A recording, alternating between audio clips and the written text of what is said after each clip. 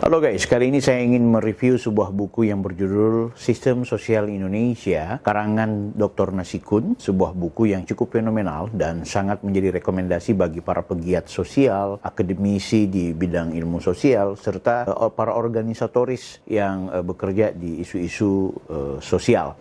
Buku yang dikarang Dr. Nasikun ini ingin menggambarkan secara komprehensif terkait struktur masyarakat majemuk yang ada di Republik Indonesia ini. Nah, buku ini ingin menggambarkan bahwa ternyata struktur masyarakat Indonesia itu dibedakan menjadi dua ciri yang bersifat unik. Pertama, secara horizontal, yang kedua adalah secara vertikal. Secara horizontal ditandai oleh adanya kesatuan sosial berdasarkan perbedaan suku, bangsa, agama, adat istiadat, serta kedaerahan. Secara vertikal ditandai oleh adanya perbedaan sosial antara kelas atas dan kelas bawah yang begitu tajam. Perbedaan suku bangsa, agama, adat, dan kedaerahan merupakan ciri masyarakat Indonesia yang bersifat majemuk. Istilah ini diperkenalkan oleh Furnival sebagai penggambaran masyarakat Indonesia di masa Hindia Belanda. Masyarakat majemuk atau plural society yaitu suatu masyarakat yang terdiri atas dua atau lebih elemen yang hidup sendiri-sendiri tanpa ada pembaruan satu sama lain yang berada pada satu kekuasaan politik. Masyarakat Indonesia merupakan tipe masyarakat daerah tropis di mana mereka yang berkuasa atau mereka yang dikuasai memiliki perbedaan ras.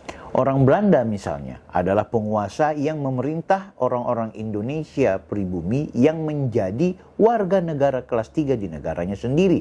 Sedangkan golongan orang-orang Tionghoa sebagai golongan terbesar di antara orang timur asing menempati kedudukan menengah. Dalam kehidupan berpolitik, petanda paling jelas dari masyarakat Indonesia yang bersifat majemuk adalah tidak adanya kehendak bersama atau common will.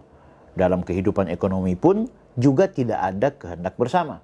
Sehingga itu dapat disimpulkan tidak adanya permintaan sosial yang dihayati bersama oleh seluruh elemen masyarakat. Menurut Furnival, setiap masyarakat politik dari kelompok nomad sampai pada bangsa yang berdaulat berangsur-angsur melalui periode waktu tertentu membentuk peradaban dan kebudayaan sendiri, serta membentuk berbagai kebiasaan di dalam kehidupan sehari-hari. Karakteristik masyarakat majemuk diantaranya bisa dilihat dari terjadinya segmentasi ke dalam bentuk kelompok yang seringkali memiliki subkebudayaan yang berbeda satu dengan yang lainnya. Tanda-tanda lainnya misalnya memiliki struktur sosial yang terbagi ke dalam lembaga bersifat non-komplementer. Selanjutnya, ada juga tanda-tanda yang memperlihatkan bahwa terjadinya atau kurang berkembangnya konsensus antar anggota terhadap nilai-nilai yang bersifat dasar.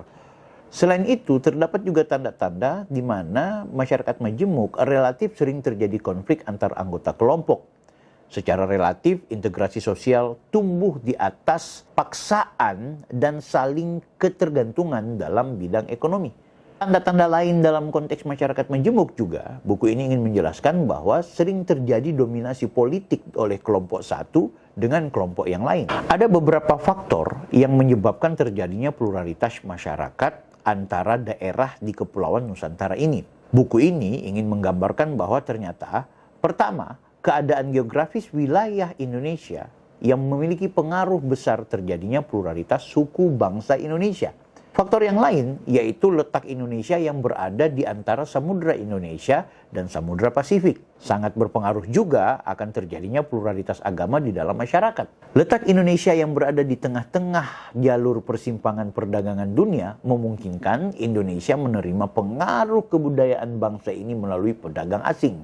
Selanjutnya, iklim yang berbeda-beda dan struktur tanah yang tidak sama antara daerah di Kepulauan Nusantara ini merupakan faktor yang menciptakan pluralitas regional di Indonesia. Perbedaan curah hujan dan kesuburan tanah merupakan kondisi yang menciptakan dua macam lingkungan ekologis yang berbeda di Indonesia, yakni daerah pertanian sawah yang terutama berada di daerah Kepulauan Jawa dan juga Bali. Selain itu ada juga daerah pertanian ladang. Ini berada di luar Pulau Jawa. Nah, perbedaan tersebut menyebabkan terjadinya kontras perbedaan antara Jawa dan luar Jawa di dalam bidang kependudukan, ekonomi, dan sosial budaya.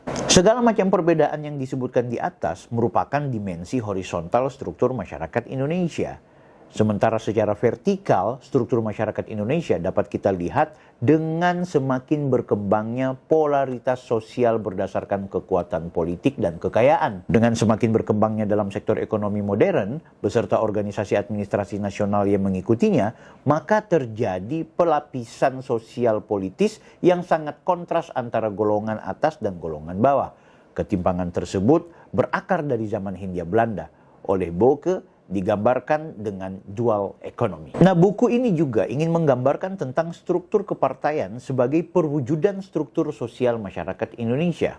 Perbedaan suku bangsa, agama, regional, dan pelapisan sosial semuanya jalin menjalin menjadi suatu kesatuan yang kompleks, serta menjadi dasar terjadinya pengelompokan masyarakat Indonesia. Jalinan tersebut menghasilkan berbagai kelompok semu, atau dalam pengertian populer disebut golongan, yang akan menjadi sumber dari mana anggota-anggota kelompok kepentingan terutama direkrut. Timbulnya kematangan kondisi teknis, politis, dan sosial pada abad 20 dan sesudah kemerdekaan telah berhasil mengubah kelompok-kelompok semu. Salah satu kelompok kepentingan yang bersifat khusus adalah partai politik. Pada awal pertumbuhan di Indonesia, kelompok tersebut mula-mula memusatkan perhatian pada kegiatan yang bersifat sosial kultural daripada sifat politis. Kemudian mengubah sifatnya menjadi organisasi yang benar-benar bersifat politis, yaitu dalam bentuk partai politik. Partai pertama yaitu Masyumi, yang menurut hasil pemilihan umum tahun 1955 merupakan partai paling besar. Pada tahun 1943, atas prakarsa pemerintah penjajahan Jepang, beberapa organisasi keagamaan termasuk Muhammadiyah dan Nahdlatul Ulama bergabung dalam satu organisasi massa dengan nama Masyumi, Majelis Syuro Muslimin Indonesia. Permulaan revolusi, organisasi massa tersebut mengubah dirinya menjadi suatu partai politik yang berdiri sendiri atas landasan organisasi keagamaan dengan Muhammadiyah dan NU sebagai dua di antara anggota-anggotanya yang paling besar. Terjadi persaingan di antara Muhammadiyah dan NU di Masyumi, yang dasarnya adalah perbedaan latar belakang sosial kultur di antara para pendukung Muhammadiyah dan NU. Muhammadiyah adalah pendukung gerakan modernisme Islam, sedangkan NU menolak gerakan modernisme Islam yang banyak dipengaruhi kedudukan para pemimpin NU dalam mengambil keputusan partai. Sedangkan NU menolak gerakan modernisme Islam yang banyak dipengaruhi oleh kepercayaan yang berasal dari Hindu dan Kejawen. Lemahnya kedudukan para pemimpin NU dalam mengambil keputusan partai politik mengakibatkan hubungan mereka dengan pemimpin Muhammadiyah senantiasa mengalami ketegangan.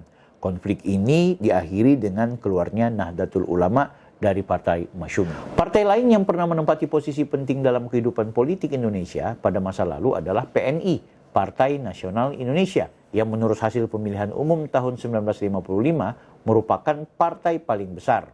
Sejak awal kelahiran memperoleh dukungan elit birokrasi yang kebanyakan berasal dari elit tradisional Jawa yang berpendidikan. Tampilnya golongan elit birokrasi dalam kepemimpinan PNI ditambah dengan perumusan Marhainisme sebagai ideologi partai yang membela kaum Marhain dan Bung Karno sebagai bapak Marhainisme merupakan faktor-faktor yang memungkinkan PNI memperoleh dukungan sangat kuat dari lapisan bawah masyarakat Jawa. Mereka kebanyakan berasal dari golongan Islam dominan yang sangat hormat pada pimpinan birokrasi dan karena kepercayaannya banyak terkandung unsur animisme dan Hinduisme menyebabkan mereka tidak suka dengan partai Islam. Menurut hasil pemilihan umum tahun 1955, partai terbesar nomor 4 setelah NU adalah Partai Komunis Indonesia atau PKI. PKI memperoleh dukungan sangat kuat terutama dari golongan Islam non-santri di daerah Jawa Tengah dan Jawa Timur. Baris masanya terutama dalam lapisan bawah masyarakat desa di kedua daerah tersebut. Selain itu, partai politik yang masanya kecil namun memiliki pengaruh yang cukup kuat adalah Partai Sosialis Indonesia. Partai ini banyak memperoleh dukungan dari golongan elit pendidikan dan dari daerah-daerah Jawa Barat dan Nusa Tenggara Timur, serta daerah-daerah luar Jawa pada umumnya. Nah, buku ini cukup banyak ya menggambarkan tentang sejarah bagaimana di masa pasca kemerdekaan, menggambarkan tentang adanya kemajemukan masyarakat Indonesia dalam konteks kepartaian yang disebutkan tadi. Bayangkan dari struktur politik tersebut, konflik antar partai itu merupakan konflik antara kelompok-kelompok sosiokultural berdasarkan perbedaan-perbedaan suku bangsa, agama, daerah, dan stratifikasi sosial. Nah, buku ini juga mengutip Donald Hindley yang mengatakan bahwa keragaman pola kepartaian di Indonesia itu sebagai sumber dalam dua macam penggolongan masyarakat Indonesia yang bersifat silang menyilang, yakni penggolongan yang bersifat keagamaan dan penggolongan atas penganut pandangan dunia tradisional dan penganut dunia modern. Nah, buku ini juga ingin menggambarkan tentang struktur masyarakat Indonesia dan masalah integrasi nasional. Pluralitas masyarakat yang bersifat multidimensional telah menimbulkan persoalan tentang bagaimana masyarakat Indonesia terintegrasi secara horizontal. Sementara stratifikasi sosial sebagaimana diwujudkan oleh masyarakat Indonesia akan memberi bentuk pada integrasi nasional yang bersifat vertikal. Suatu sistem sosial senantiasa terintegrasi di atas landasan dua hal. Pertama, masyarakat senantiasa terintegrasi di atas tumbuhnya konsensus di antara sebagian besar anggota masyarakat akan nilai-nilai kemasyarakatan yang bersifat fundamental. Sementara yang kedua, masyarakat terintegrasi karena menjadi anggota dari berbagai kesatuan sosial. Pada tingkat tertentu, keduanya tentu saja mendasari terjadinya integrasi sosial di dalam masyarakat yang bersifat majemuk. Karena tanpa keduanya, maka tidak akan terbentuk masyarakat walaupun landasan tersebut hanya berlaku dalam derajat yang bersifat sementara. Segmentasi ke dalam bentuk kesatuan-kesatuan sosial yang terikat ke dalam ikatan primordial dengan subkebudayaan yang berbeda satu sama lain mudah sekali menimbulkan konflik. Dalam hal ini ada dua tingkatan konflik, konflik ideologis dan konflik politis. Dalam suatu konflik, maka sadar atau tidak setiap pihak yang berselisih akan berusaha mengabadikan diri di antara sesama anggotanya, membentuk organisasi kemasyarakatan untuk keperluan kesejahteraan dan pertahanan bersama. Menurut Liddell, konflik dapat terselesaikan apabila muncul integrasi nasional, dan integrasi nasional yang tangguh hanya dapat berkembang apabila sebagian besar anggota masyarakat bersepakat tentang batas teritorial dari negara sebagai suatu kehidupan politik di mana mereka menjadi warganya. Kedua, apabila sebagian besar anggota masyarakat tersebut bersepakat mengenai struktur pemerintahan dan aturan politik yang berlaku bagi masyarakat tersebut.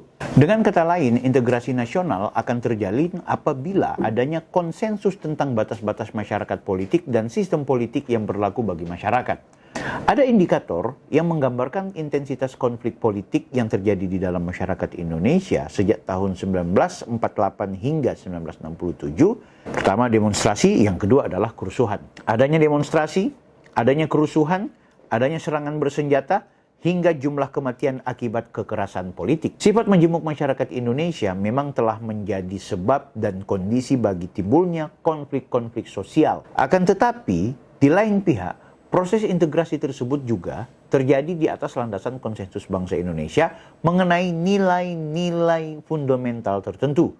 Kelahiran bangsa Indonesia sebagai bangsa yang merdeka sangat jelas menunjukkan betapa nasionalisme Pancasila telah menjadi daya spiritual yang sejak awal mempersatukan bangsa Indonesia. Perbedaan-perbedaan suku, bangsa, agama, daerah, pelapisan sosial saling silang menyilang satu sama lain menghasilkan suatu keanggotaan golongan yang bersifat saling menyilang pula. Cross-cutting affiliation yang demikian itu telah menyebabkan konflik antar golongan di Indonesia bagaimanapun tidak menjadi terlalu tajam.